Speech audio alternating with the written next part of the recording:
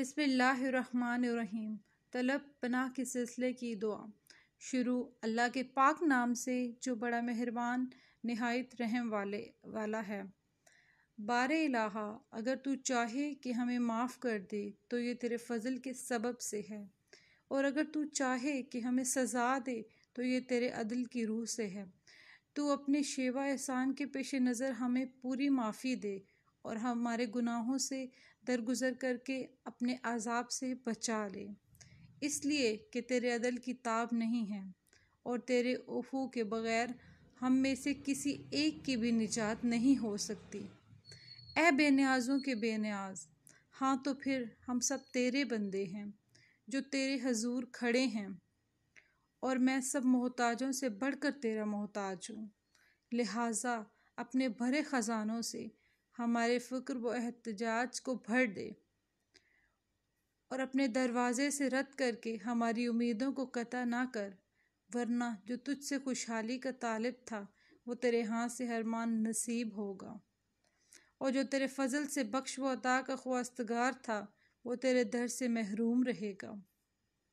تو اب ہم تجھے چھوڑ کر کس کے پاس جائیں اور تیرا در چھوڑ کر کدھر کا رخ کریں؟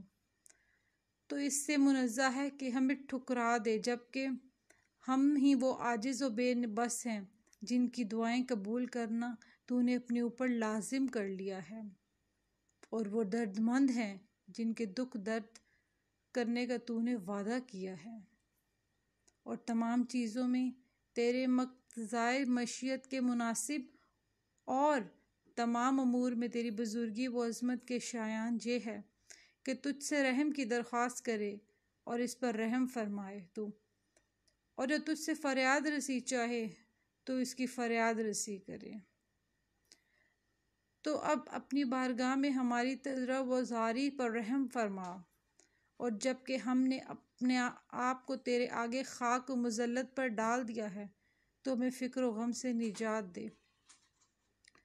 بار الہ، جب ہم نے تیری معصیت میں شیطان کی پیروی کی تو اس نے ہماری اس کمزوری پر اظہار مسرت کیا۔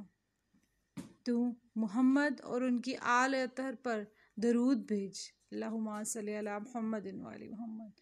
اور جب ہم نے تیری خاطر سے چھوڑ دیا اور اس سے روح گردانی کر کے تجھ سے لو لگا چکے ہیں تو کوئی ایسی افتاد نہ پڑے کہ وہ ہم پر شماتت کرے۔ آمین ثم آمین۔